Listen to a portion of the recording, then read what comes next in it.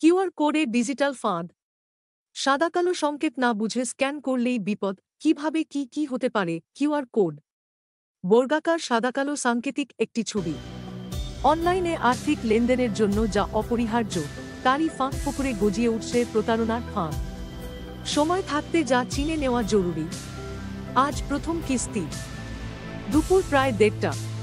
কসবার রাজডানায় একটি বাড়িতে আচমকা বেজে উঠল কলিং বেল। দরজা খুলে এক ডেলিভারি বয়কে দেখতে পেলেন তরুণী গৃহবধূ। পরনে জনপ্রিয় খাদ্য সরবরাহকারী সংস্থার পোশাক। অতঃপর যা কথোপকথন হলো, কিন্তু আমি তো এখন কোনো খাবার অর্ডার করিনি। না ম্যাডাম, আপনি কি গতকাল রাত ৮টা নাগাদ বিরিয়ানি অর্ডার করেছিলেন?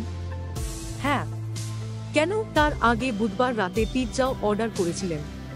তাই তো করেছিলাম। আপনার জন্য আমাদের কোম্পানি একটা ভালো অফার দিচ্ছে। পকেট থেকে ছোট্ট কাগজের টুকরো বার করে বিস্মিত বধূর দিকে এগিয়ে দিলেন সেই ডেলিভারি বয়। তাতে রয়েছে সংস্থার নাম এবং কিউআর কোড। বললেন, এই কুপনটা আপনি রাখুন। পরের বার যখন খাবার অর্ডার করবেন, তখন এই কুপনের কিউআর কোড স্ক্যান করলে ৫০% ডিসকাউন্ট পাওয়া যাবে। ধন্যবাদ। কুপন হাতে পাওয়ার পর আর তর সইছিল না বধূর। সেদিন বিকেলেই আবার অ্যাপ খুলে খাবারের বরাত দিতে বসেছিলেন তিনি। অবধারিতভাবে স্ক্যান করেছিলেন সেই বিশেষ কুপনের বিশেষ কিউআর কোড। আরও বিস্মিত হয়ে দেখলেন, কিছু বুঝে ওঠার আগেই তার ব্যাংক অ্যাকাউন্ট থেকে কেটে গিয়েছে ৫০০ টাকা। হুগলির বাসিন্দা এক বেসরকারি সংস্থার কর্মীর ফোনে এক সন্ধ্যায় আচমকা একটি মেসেজ ঢুকেছিল, যে শব্দ ব্যাংক অ্যাকাউন্টে নগদ অর্থ জমা পড়ার সংকেত বহন করে। ফোন তুলে দেখেছিলেন, অ্যাকাউন্টে ৮,০০০ টাকা ঢুকেছে। কে পাঠিয়েছেন, কেন পাঠিয়েছেন কিছুই বোঝেননি। কোথাও ওই টাকা তার পাওনা ছিল বলেও মনে করতে পারছিলেন না।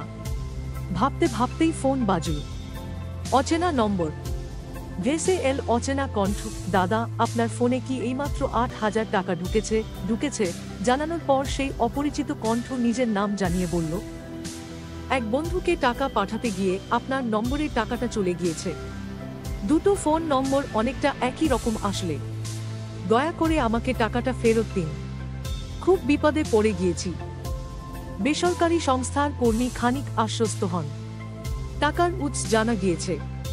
যে নম্বর থেকে ফোন এসেছে সেখানেই তাহলে টাকা ফেরত পাঠাতে পারবেন। ফোনকারী অবশ্য তা বললেন না। বললেন, আমি আপনাকে একটা কিউআর কোড পাঠাচ্ছি, প্লিজ সেখানে টাকাটা দিয়ে দিন।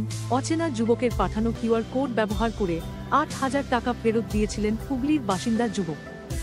কিন্তু দেখেন, তারপর তার ফোন বার্তা পাঠিয়েছে, তার অ্যাকাউন্ট থেকে পরপর ৩ বার আরও ৮,০০০ টাকা করে কেটে গিয়েছে। কয়েক মুহূর্তে বেরিয়ে গিয়েছে ২৪,০০০ টাকা।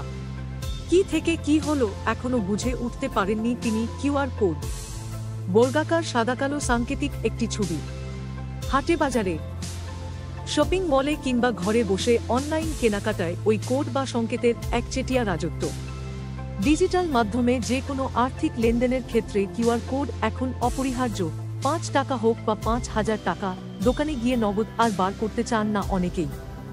মোবাইলের সংশ্লিষ্ট অ্যাপ খুলে দোকানের কিউআর কোড স্ক্যান করেই টাকা দিয়ে দেন। সময় বাঁচে, পরিশ্রমও কমে। ফলে দিন দিন কিউআর কোডের জনপ্রিয়তা বাড়ছে। দৈনন্দিন জীবনের অঙ্গ হয়ে উঠছে সাদাকালো সংকেতে ভরা বর্গক্ষেত্র, আর তার ফাঁক ফোকরে গজিয়ে উঠছে প্রতারণার ছোট ছোট ফাঁদ।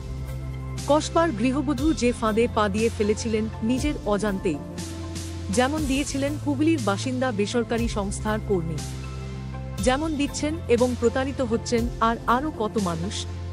কারো ফাঁড়া কাটছে ৫০০ টাকার উপর দিয়ে, কারো যাচ্ছে ১৫,০০০। দৈনন্দিন জীবনের পদে পদে সাইবার প্রতারণার জাল বিছিয়ে রেখেছে দুষ্কৃতীরা। মানব সভ্যতার যাপন আধুনিক হয়েছে, আর তার সঙ্গে পাল্লা দিয়ে প্রতারণার ফাঁদ হয়েছে আধুনিকতর। বিশেষজ্ঞেরা তাই বারবার বলছেন, প্রতি পদে সাবধানতা অবলম্বন জরুরি। কলকাতা পুলিশের সাইবার অপরাধ বিভাগের প্রাক্তন ডিজি কল্যাণ মুখোপাধ্যায়ের কথায়, মানুষের বিশ্বাসের চূড়ান্ত সুযোগ নিচ্ছে সাইবার ক্রাইমের সঙ্গে জড়িত অপরাধীরা। কিউআর কোডে কি লেখা আছে আমরা তো তা বুঝতে পারছি না। যখনই আমরা কিউআর কোড ব্যবহার করি, সরল বিশ্বাসে করি। অচেনা কারো দেওয়া কিউআর কোড তাই ঝট করে স্ক্যান না করাই ভালো।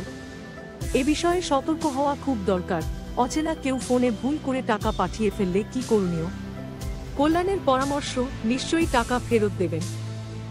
ভুল তো হতেই পারে, কিন্তু থানায় দেখা করুন। যিনি টাকা পাঠিয়েছেন তাঁকেও থানায় ডাকুন। নগদে তাঁকে টাকা ফেরত দিন। অনলাইনে নয়, কসবার ঘটনাটি প্রসঙ্গেও সাবধান করেছেন কল্যাণ। তাঁর কথায়, আসলে অনলাইনে খাবার সরবরাহকারী সংস্থাগুলি ক্রেতাদের তথ্য বিক্রি করে দেয়। নির্দিষ্ট এলাকার ছোটবড় ব্যবসায়ীরা তাদের কাছ থেকে তথ্য কিনে সেই অনুযায়ী পসরা সাজান। ওই মহিলার কাছে যিনি এসেছিলেন, তিনি আদৌ ডেলিভারি বয় নন, সংস্থার কর্মীও নন, কিন্তু মহিলার অর্ডার সংক্রান্ত তথ্য তিনি পেয়ে গিয়েছেন অনায়াসে। তাই অচেনা লোকের দেওয়া কিউআর কোড কখনো স্ক্যান করবেন না, কাউকে করতেও দেবেন না। সময়ের সঙ্গে পাল্লা দিয়ে মানুষের হাতে হাতে এখন স্মার্টফোন, তাই নিজেকেও স্মার্ট করে তোলার সময় এসে গিয়েছে। বিশেষজ্ঞরা বলছেন, সেই স্মার্টনেসের চাবিকাঠি হল সজাগ, সতর্ক, সাবধানী মন। নিজের কষ্টার্জিত অর্থকে সুরক্ষিত রাখতে হবে। প্রযুক্তি ব্যবহার করতে করতেই চিনে নিতে হবে ফাঁদ, নইলে জীবনের ঝঞ্ঝাট অবশ্যম্ভাবী। চলবে।